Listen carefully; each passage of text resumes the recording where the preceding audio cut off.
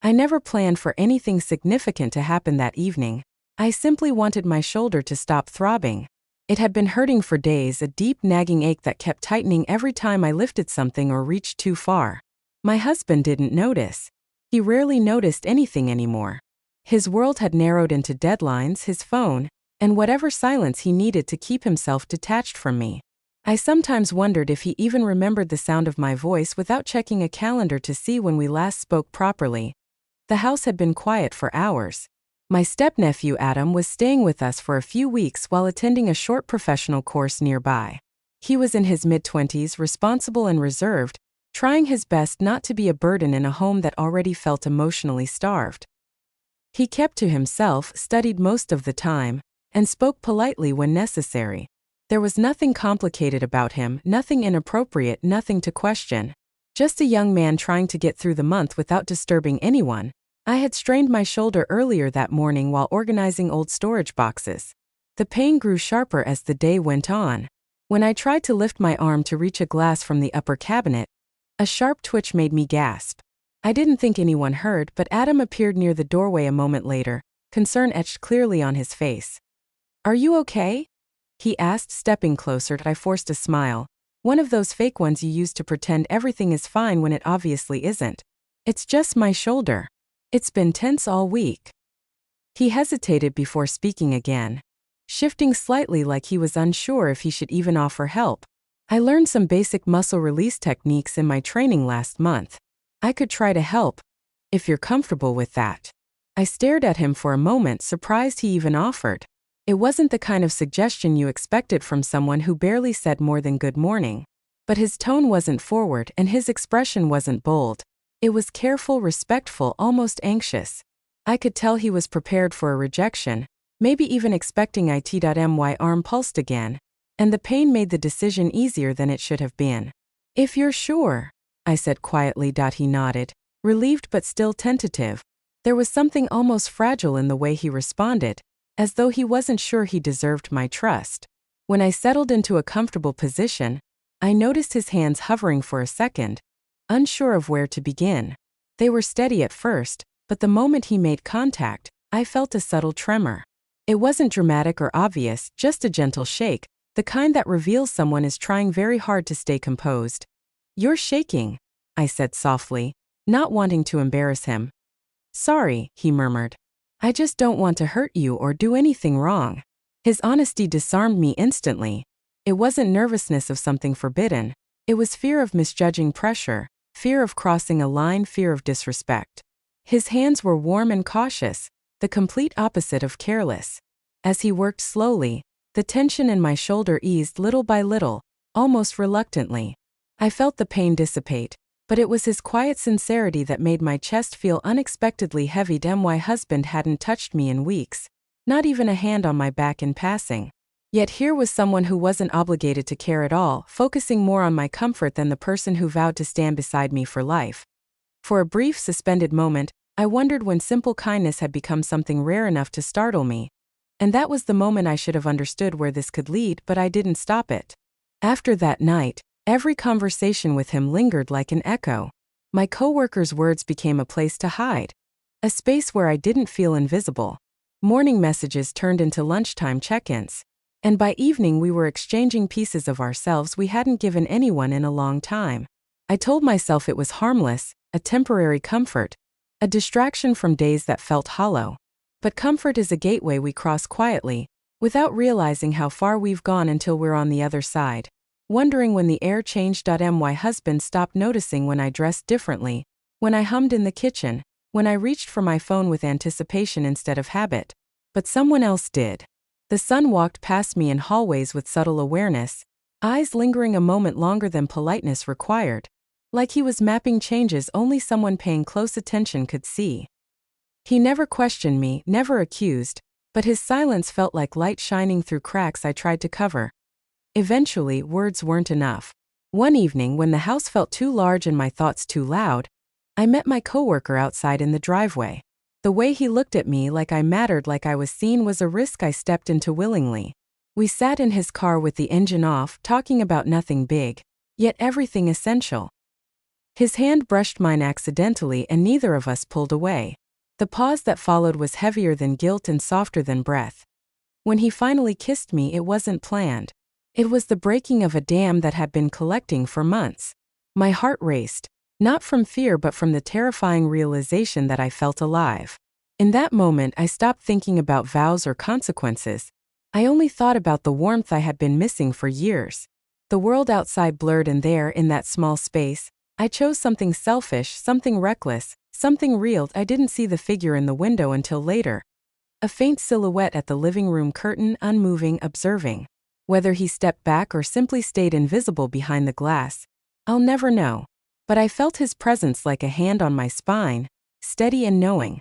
When I returned inside, phone still buzzing with messages, cheeks still flushed from more than cold air, he was sitting quietly at the dining table, scrolling on his phone without looking up. We didn't speak.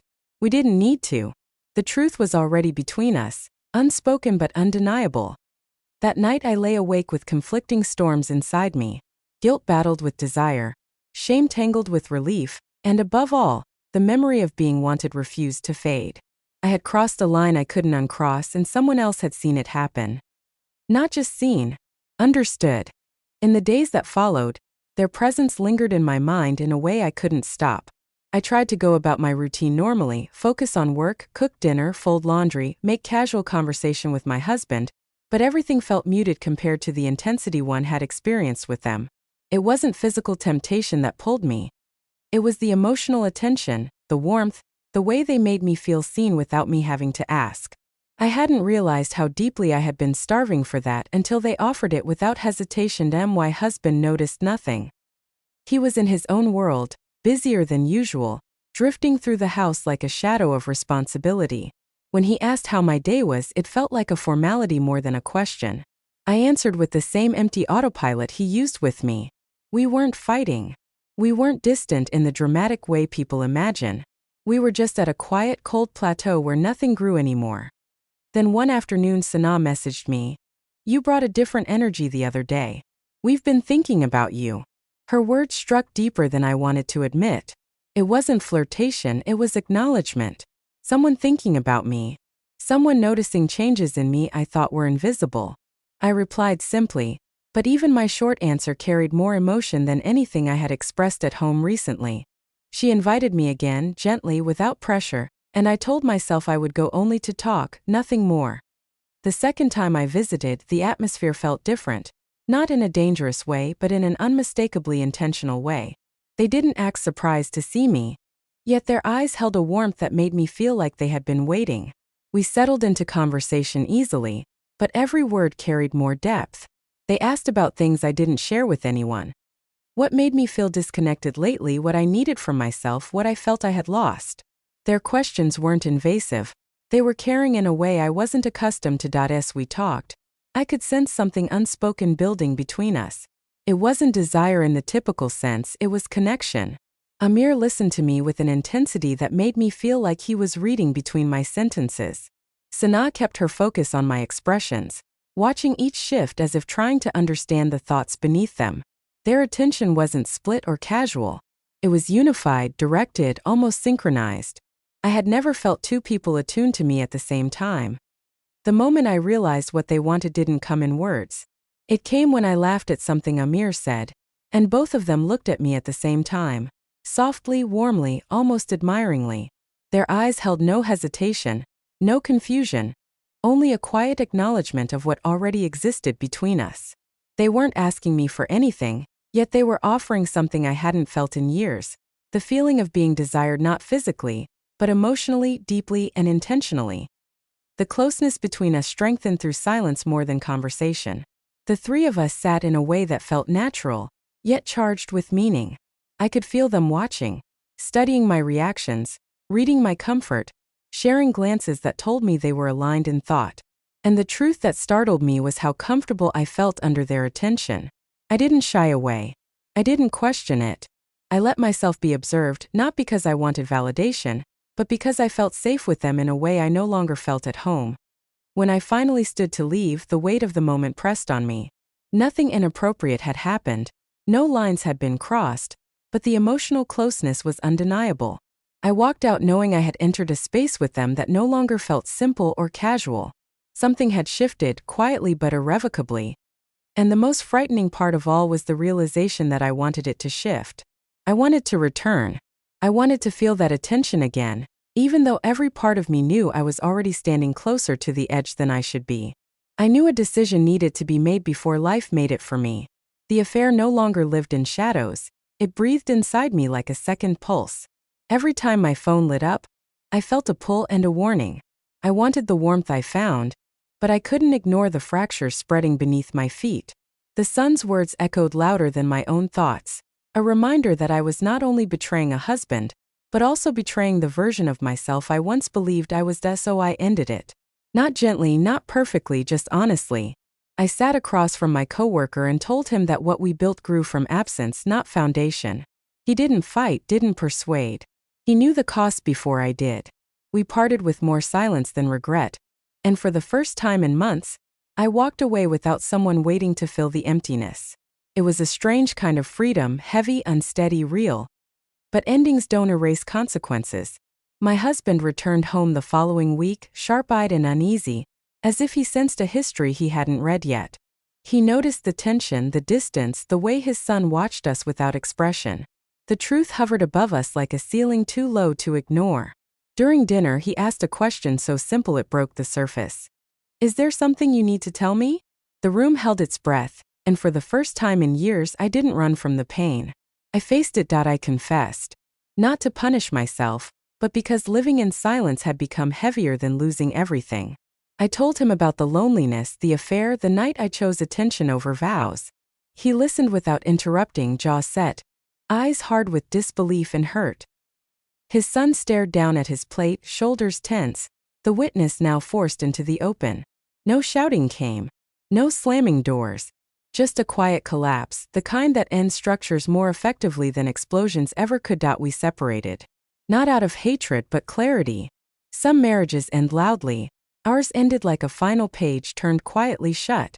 I moved into a small apartment across town, taking only what belonged to me and leaving behind what belonged to us. He kept the house. Our shared life became something fragile, stored away rather than lived. The son visited once, months later. Not to judge, not to reopen wounds, but to say he hoped I found something real, not escape but truth. I thanked him for seeing me when I disappeared inside my own life. He nodded, polite as ever, and left with the same calm he carried the night everything changed. Now when I speak about what happened, I don't try to justify it. I don't erase the hurt I caused or the love I couldn't hold. I simply tell it as it was. A story of a woman who sought warmth in the wrong place and paid the price for wanting to feel alive. Infidelity didn't break me. Hiding did. And the day I stopped hiding, I finally started living, even if I had to rebuild alone.